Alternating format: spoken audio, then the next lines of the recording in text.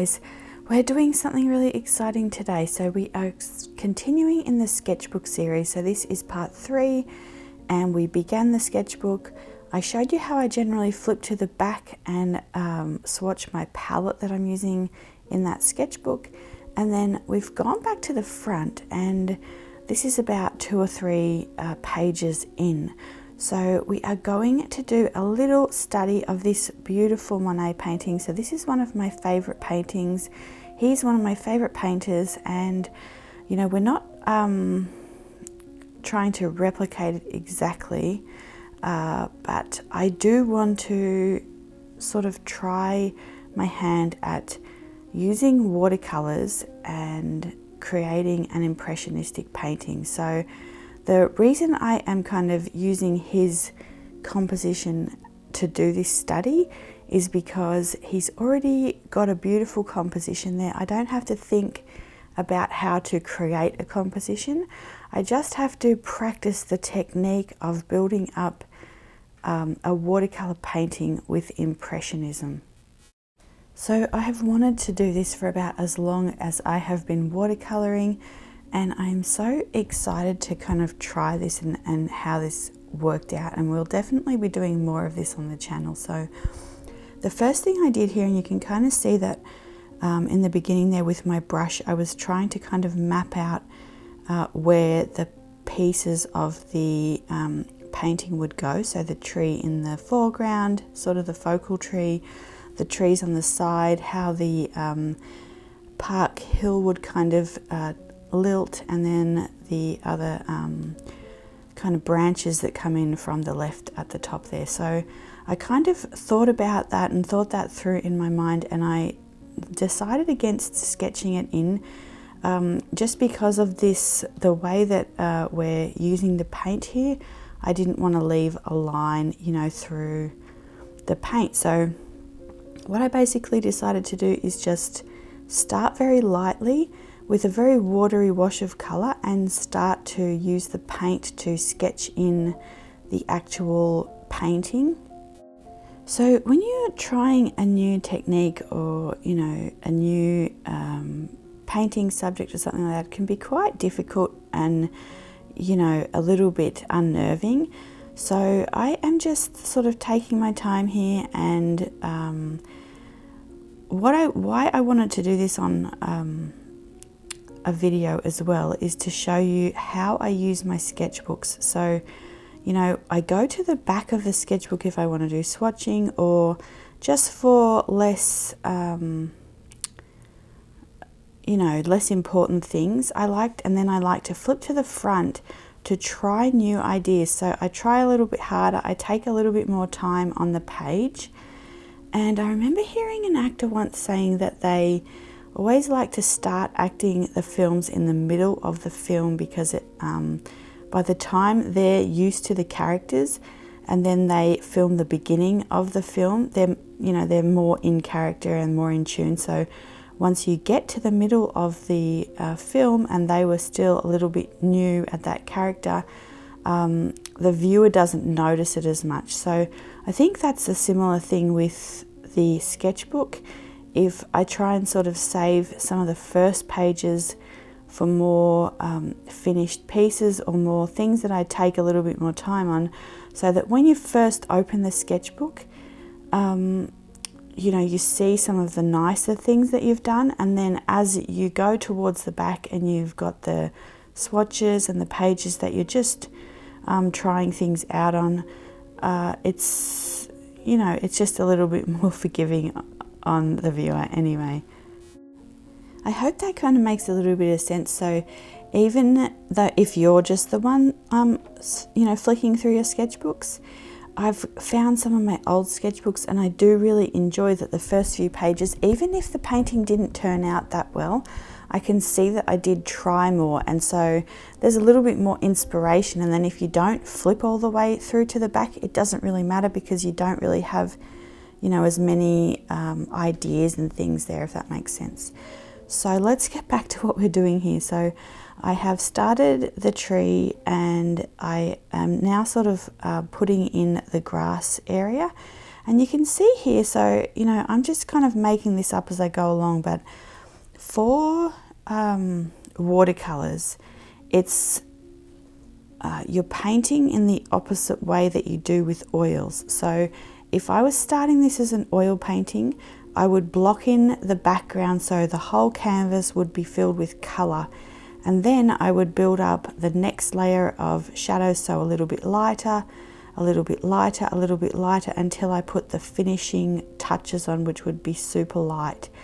But with watercolor, we have to preserve and leave those highlights, so we're actually going from the lightest area of the painting, making it a little bit darker, a little bit darker, a little bit darker, until we put the final touches of shadow on the painting rather than highlights. So that's why it's a little bit confusing, because I think it's the opposite way to how we actually think about or see light.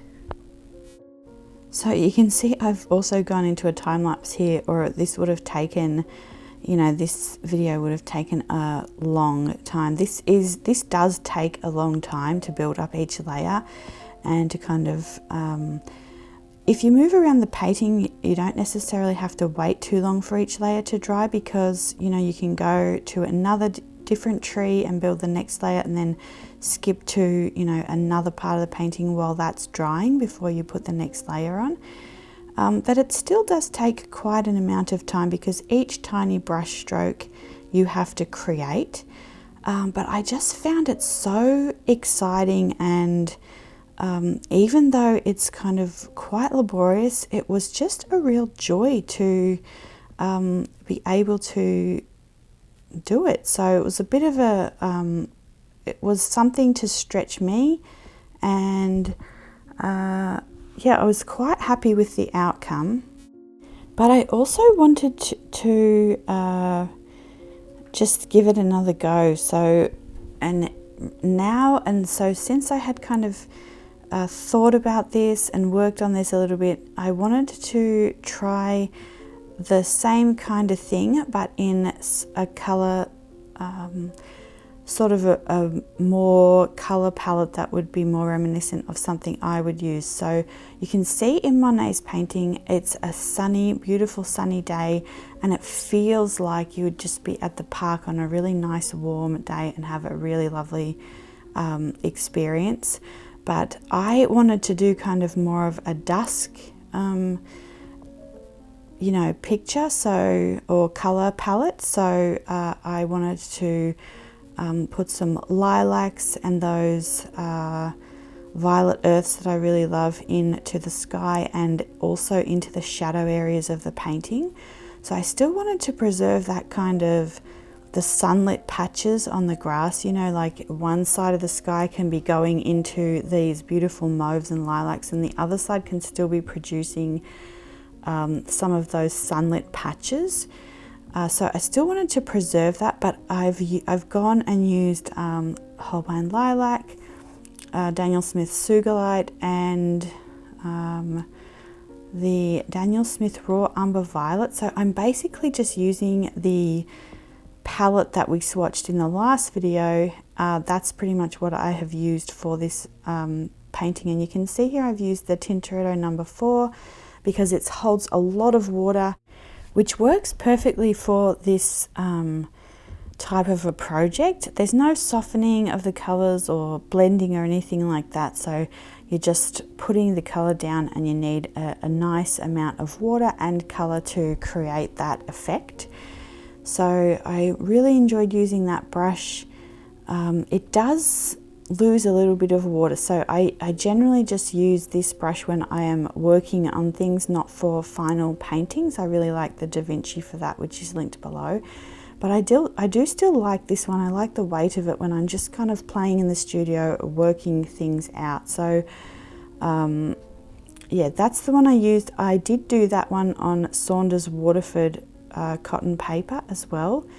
So, and then I got to this stage, and you know, it's quite pastel, so I guess this is where you can decide, you know, we've talked a lot about like how do you know when to stop so that you're not overworking a painting, and it's a very personal thing, so you can kind of decide, do I want to continue with the painting and push my boundaries here? You can see here that I am using some of the pastels as well. And so because this is such a new thing for me, I am just experimenting and trying all sorts of things. So I continue to push and push the painting as far as I think I can, just to keep trying different things. You can see there I put a little bit of sparkle across the grass and then the tree there, so it sort of looks like a fairy has tiptoed across the painting as well. But I do continue to build up the painting here, so I wasn't sure, like I said, if I should stop here or if I should keep going. And I didn't necessarily love the finished outcome, particularly the tree in the middle. So I quite like the trees on the right.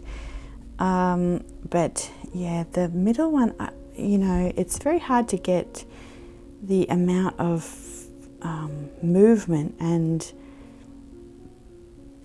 I don't know, just make it feel that there's life in the tree. So anyway, that one I felt like it was a bit of a fail. I wanted to try this again. So I do actually try this again, and I time-lapse the entire painting for you in a larger format. So I will upload that video next.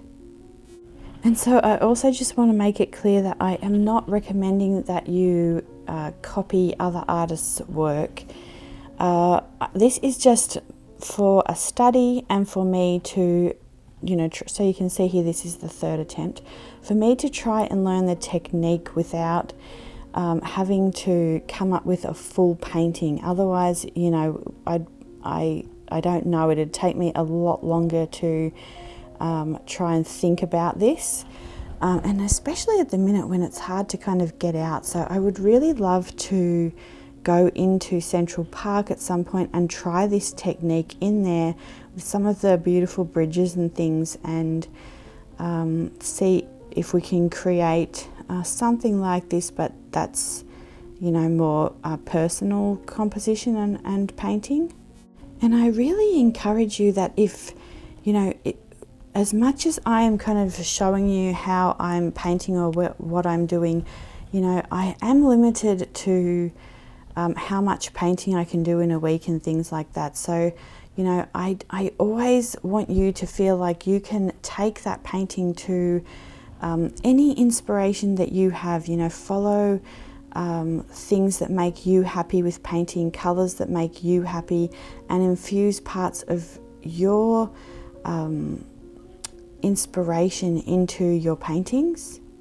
Hopefully later on in the year as well, I'll be able to do some more finalised videos for you with some, you know, things that I think will be a bit more beneficial to a finished painting that will help you. So in the meantime, we're kind of working on techniques and things like that. So hopefully here you can see as well how it's transitioned from the first try.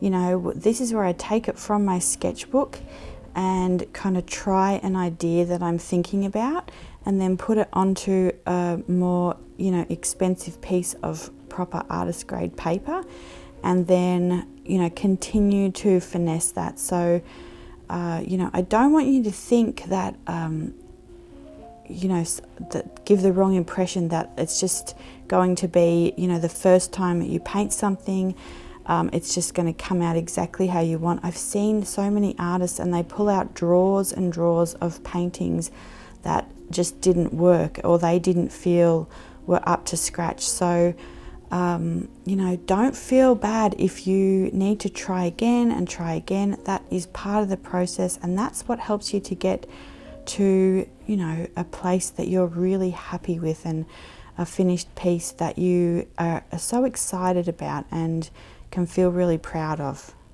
So we're just having a little wander through February's nature journal. March is proving to not produce a significant amount of spring just yet, but I hope you guys enjoyed this video, and I will see you in the next one with the time lapse of the full piece. Okay, bye.